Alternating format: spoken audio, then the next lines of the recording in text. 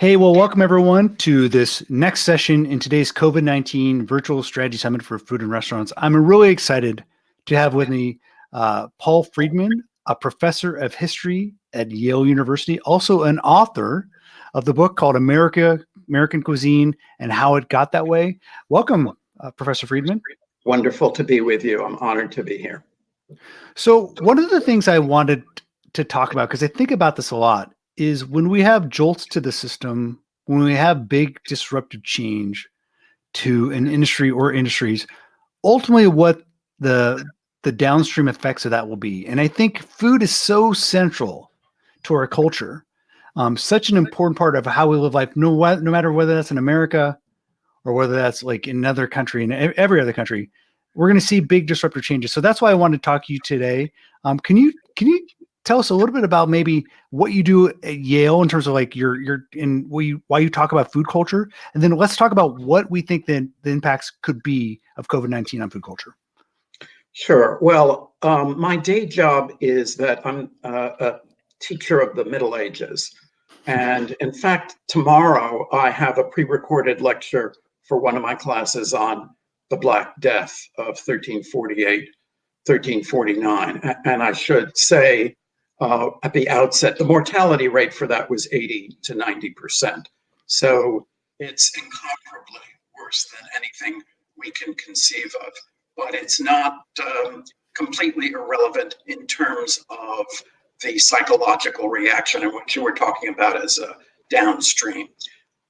I became interested in food for a number of reasons that are irrelevant, and then food in the Middle Ages, but also food in the modern United States. And I particularly was interested in restaurants. I wrote a book that came out some years ago called 10 Restaurants That Changed America. So I teach a course, I'm teaching it now virtually, also on the history of food from prehistoric humanity to now. And I'm a historian. I'm better at the past than on predicting the future, but I think the cliche about learning from the past, particularly when you have an event that is so unexpected and disruptive, I think the cliche has some validity. Well, to that point, if you look at our past, whether that's in the last century or maybe even further back, is there a historical analog? Is there something that you would say that we can maybe point to? Because a lot of people in the press are pointing to the Great Recession in 2008, say that's the obvious one. We all lived through it pretty much. But I don't know if that's I don't think that's a great comparison. So can you look within the last maybe century or further back and say there's an analog that we can learn from to what's going to happen to the restaurant and food world? Particularly for the restaurant and food world, I'd say the analogy is prohibition, which is the banning of alcohol in the United States by constitutional amendment that banned alcoholic beverages that became valid in 1920 and lasted until 1933. And that killed the type of high-end fancy restaurant that had flourished up until that time. That kind of restaurant was almost always French. And just, you can't have a French restaurant of a traditional type if you can't serve wine. And also the restaurants then, and to some extent now, of the more expensive sort, made a lot of money on wine. You can only spend so much on food, but there's no limit to what people who have money or want to show off will spend on wine. Alcohol is, generally speaking, profitable. So what happened in Prohibition was, it wasn't that restaurants as a whole category disappeared or even declined.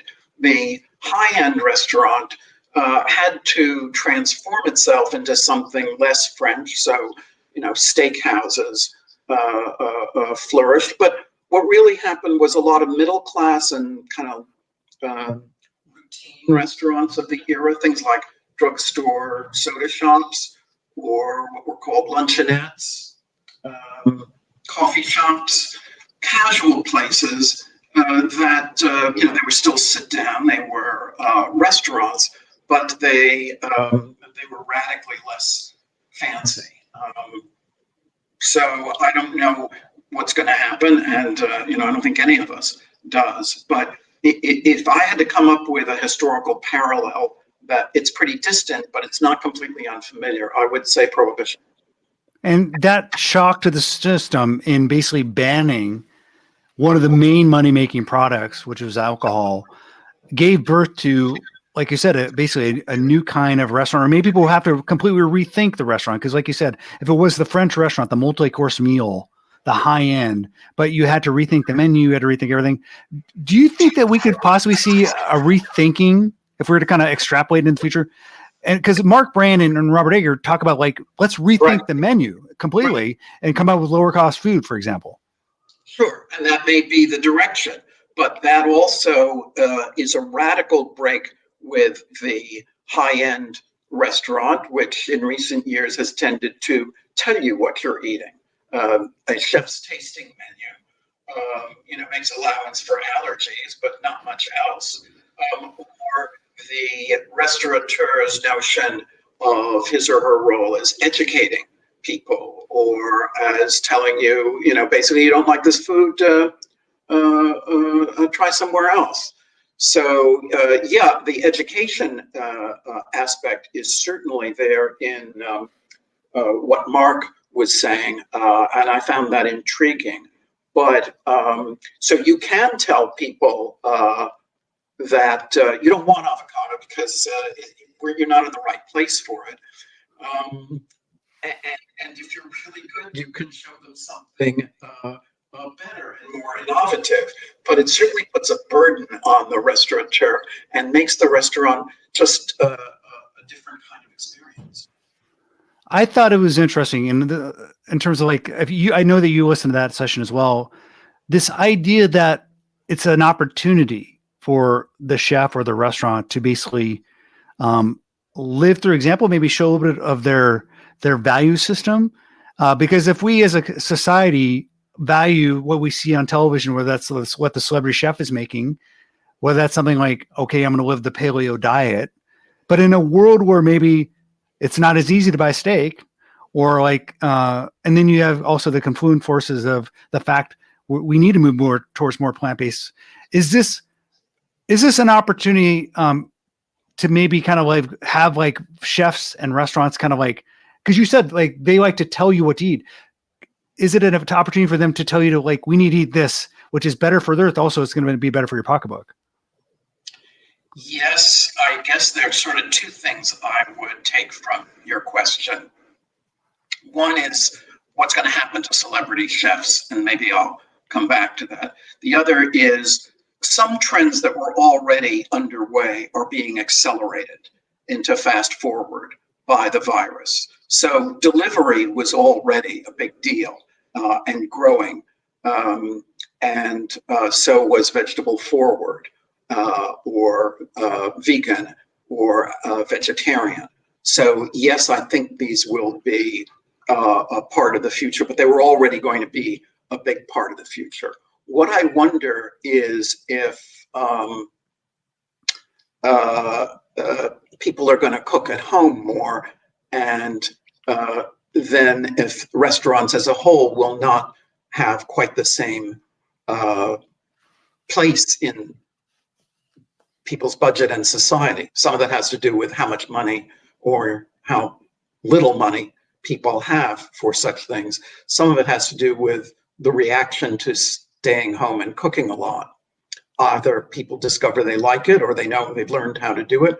It may be that they can't stand it and swear that they'll never cook again after this is over. So I think there's that.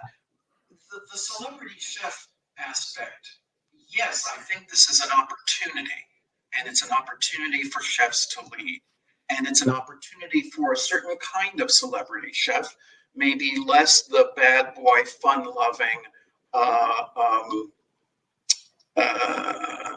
Hollywood modeled in the sense of kind of big ego chef will be less prominent, and the chef as community resource, community organizer will become more so. My question is, and I don't pretend to know the answer, is does that mean celebrity? I think celebrity is based on things different from altruism. once you're a celebrity, you can choose how altruistic you're going to be. So some stars, some celebrities in the world, generally outside of the restaurant world, are selfish, and some are, very giving. They have to start from being stars, though. And how do you start from being a star? If people picking up vegetables at curbside for Right. $5. I don't see the business model. Just like with prohibition, I don't see the business model where you're offering elegant French food. Yeah, maybe the future celebrity chef is more modeled on something like Mark Brand or someone who already has been plugged into and works and does like kind of a services where they work with people in food insecure situations. I want to ask you on that point you mentioned where the impact on home culture and home behavior. I was looking at some data this weekend, and MPD did a tracking data. I mentioned at the top of the event today, where they basically saw 8x spike, 800-degree increase in purchases of home bread makers, a 400% jump in home rotisseries. I have to wonder, I've been thinking about how the Instant Pot sales are going. It's one of the things I mean to track down, because this idea of like really easy to make bowl food that we've been talking about, people want to make food that stretches a buck, that's easy. I'm wondering if even if people don't necessarily love cooking at home, even after this, maybe they get used to and learn how to make cheap food, and maybe in a way like bowl food. What do you think will happen in the home around home cooking? Will it change what people cook? Yeah, well, Laura Shapiro, the author of a number of books about women and food in American history, had a piece some years ago about why people don't cook at home, and that they think that it takes an awful lot of time and effort, and that they're too tired or too much in a hurry because they're so busy. And that actually it's more a problem of shopping, that many people live far away. They can't just pick up something on the way home and, what's in season, or they don't routinely pass by a farmer's market. So they have to organize things according to once a week trips to the supermarket. And that if they had more spontaneity, they would realize that, a lot of cooking is not all that difficult. Maybe it's that some things that are perceived as difficult aren't difficult if you have time. In other words, to the extent that people have been buying beans and making them, they're not hard. It's not like making a souffle. It doesn't require any level of professional expertise. It just requires a lot of time, which people who are trapped at home have. The bread making does surprise me, though, because that does require skill. And just deciding, I've always wanted to make bread, and now I'm going to learn is extraordinary. It's sort of like, I've always wanted to learn something about being an electrician, so I'm going to start right now because I have all this time. So yeah, I'm impressed by that, but it may be that people, and it's, to be clear what we're talking about, beginning in 2015, Americans started spending more money on food prepared by someone else than at home. Food prepared by someone else includes restaurants, includes takeout, includes fast food, includes the whole category. They still had more meals at home than out, but the amount of money surpassed 50%. So I would say perhaps there will be a modest return to home cooking. There'll be a realization that it's not that difficult. A lot depends on perceptions of relative danger. Is the supermarket more dangerous than delivery? It also depends on how much money people have. A lot of the things that we've been talking about were cost money, and if the levels of unemployment within and outside the restaurant world are going to be what some predict, the effect is going to be very dramatic. Chris Wash in the audience just had a great point. And I was thinking this myself.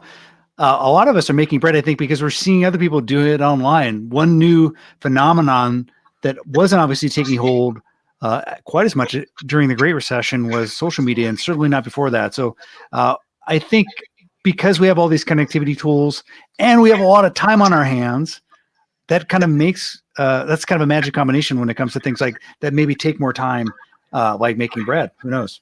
Yeah, yeah. Well, it's ironic because the original popularity of chefs on TV was that they showed you how to make dishes. And that's was true to a child. And then with the Food Network's innovations around 2000, and with people like Emeril or particularly Iron Chef, the chef was divorced from the instructional straitjacket and became a kind of free spirit and contestant in sporting events. Now we're seeing a return to this is how you do it, but this is not new. This is cooking shows were popular with the start of TV after the Second World War, but they were very practical and in the kitchen, and this is how you make a béarnaise sauce kind of cooking shows. So maybe the new cooking show is not like Irma Bombeck. It's not necessarily Iron Chef. Maybe the new cooking show is Instagram and like our favorite influencer making bread and having it be somewhat interactive. Yeah, or maybe Quibi will have a cooking segment. 3-minute little videos. One of the things I wanted to ask you about is, we're seeing a lot of people talk about this idea of contactless point of sale, going into restaurants. My restaurants here in my little town, they're doing curbside pick it. They come out with gloves. We've seen some surge in some places like Korea, or growth in usage of stuff was already out there around like basically automated dispensing of food.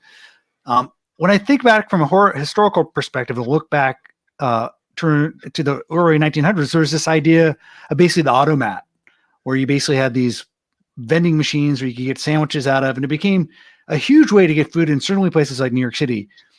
Do you think a jolt to the system like this could see, and you said maybe there's an acceleration of certain trends, do you think like we could see a return to like a more modern automat?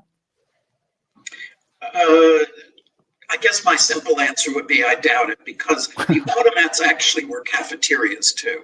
Yeah. Many people who remember the automats don't remember that actually the hot food was in a cafeteria. Now we have better technology to deliver hot food. It's true. So I think that that's an example of the kind of simplification that we were talking about, particularly that Bob Egger mentioned, that things will be cheaper, simpler, more immediate, less a question of atmosphere and service.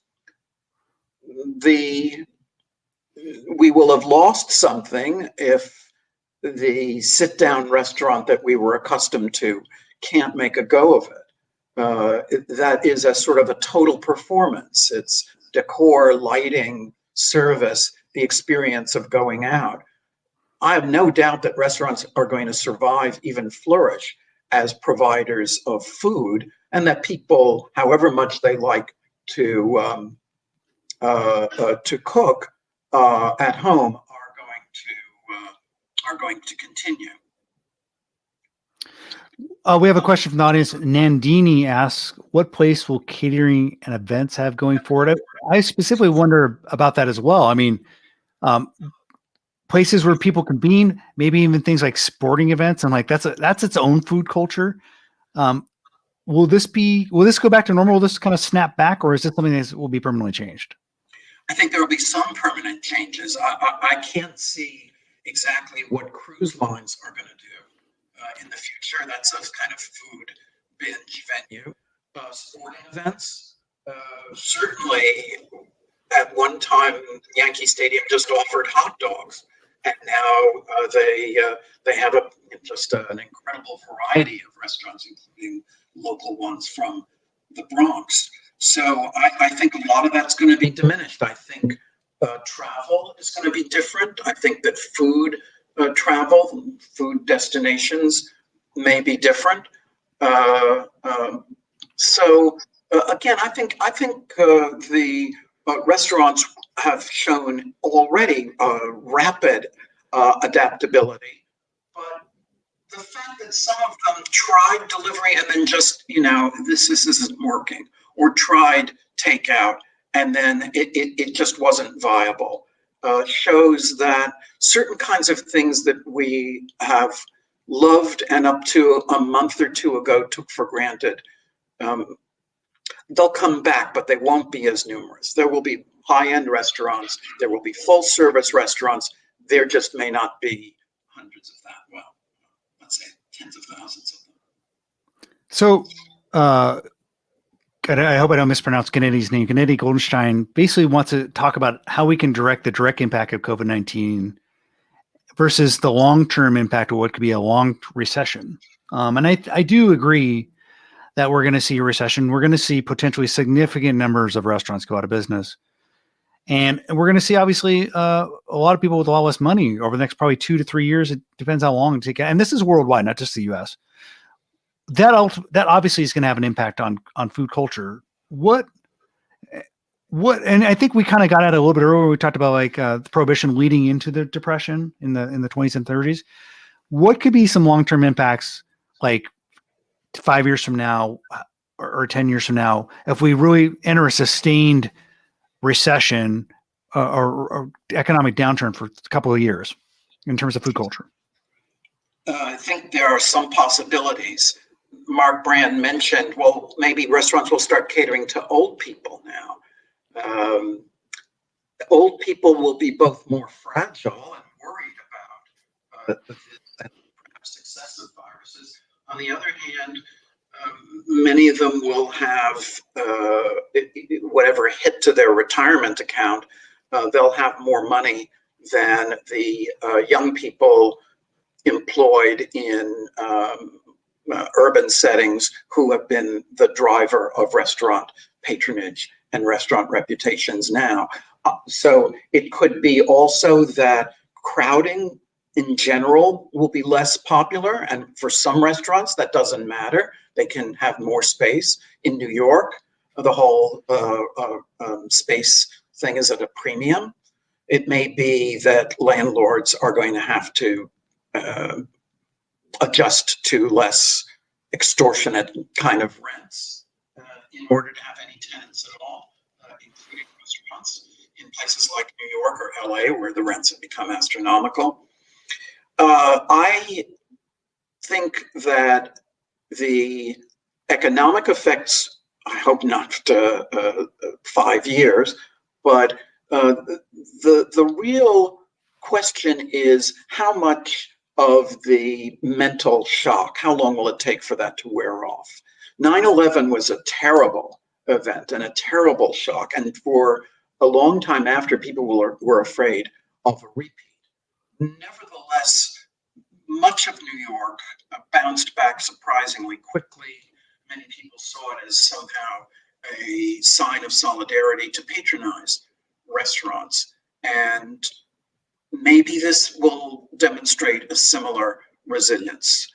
Certainly, the demise of New York, for example, or the crisis of restaurants has been announced before, and it hasn't happened.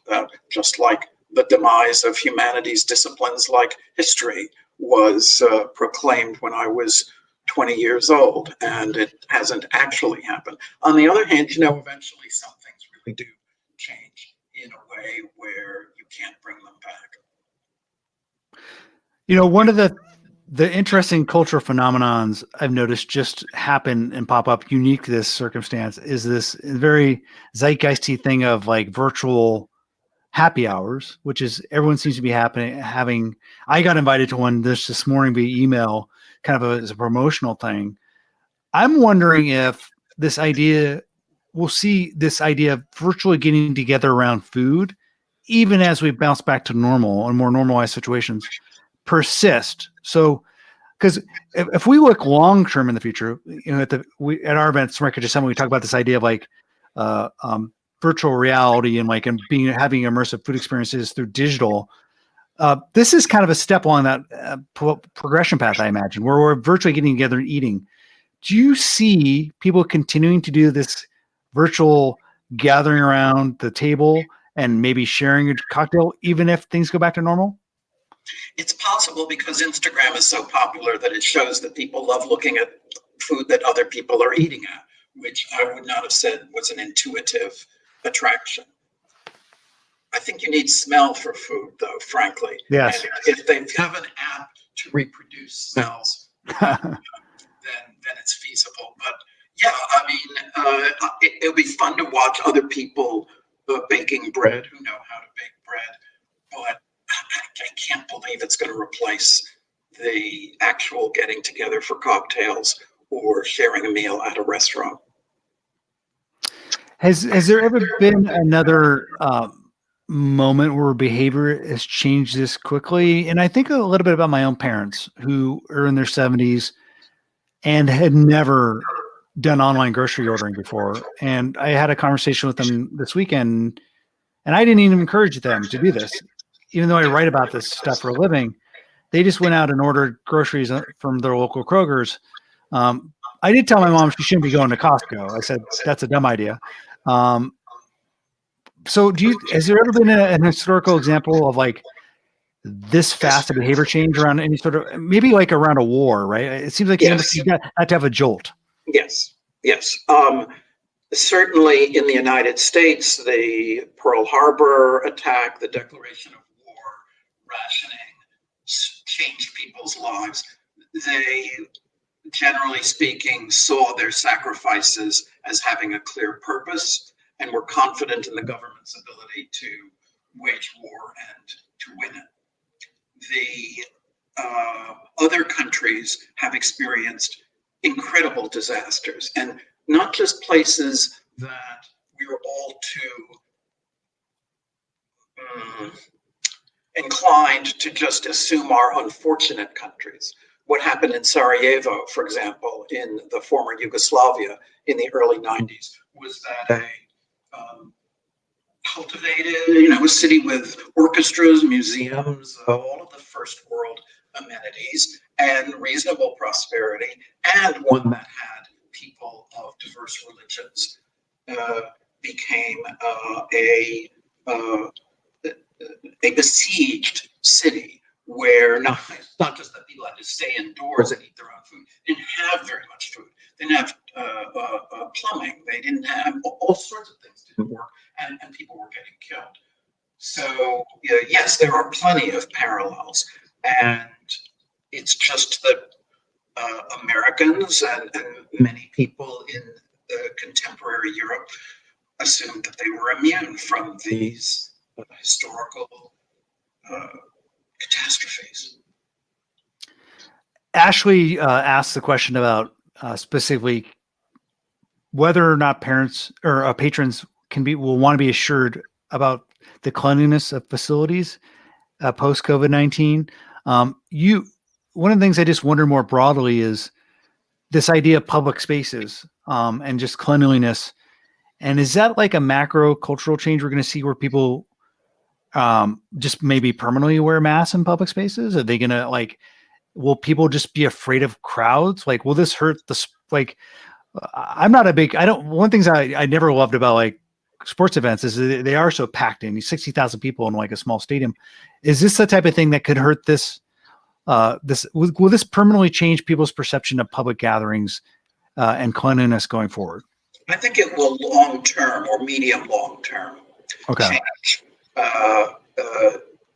Big, crowded events, huge conventions, music festivals, South by Southwest, sporting events. Restaurants are not quite that crowded, don't have quite that many people, can adapt better. On the other hand, who's going to spend $75 a person or $200 a person to go to a restaurant where you're worried about their cleanliness standards or where you're quizzing them? It's going to be like the famous Portlandia episode with the chicken, where the patrons keep on asking, well, what's the chicken's name? Is it happy? You can't have that level of interrogation about free-range chickens. You can't have that. Oh, waiter, forget about these specials. I want to know what kind of cleanser you use in the kitchen. I just don't see that as a business model. Well, Professor, this has been a great conversation. I think the idea and the conversation about the impact on food culture is an important one. I think it's restaurants. It's so integrally twined, food and culture, that I think it's something we need to keep talking about. I would just want to ask you as we close, any kind of final thoughts in terms of like what you're thinking about with regards to COVID-19 and food? I'm just want to express my admiration for the people who have been at this event, and for people in the restaurant world generally, at their gallantry, I guess, to use an old-fashioned word, their spirit in dealing with this, and to wish you all the best, and again to say how glad I am to be with you. Well, thank you so much. I appreciate it. It's been a great pleasure talking to you. We are about to close out this session, and we will be convening in about 15 more minutes with Sterling Douglas of Chowee to talk about food delivery. Professor Freedman, thanks again, and have a great day. Thanks. All right, bye, guys. Let's talk to you in a bit.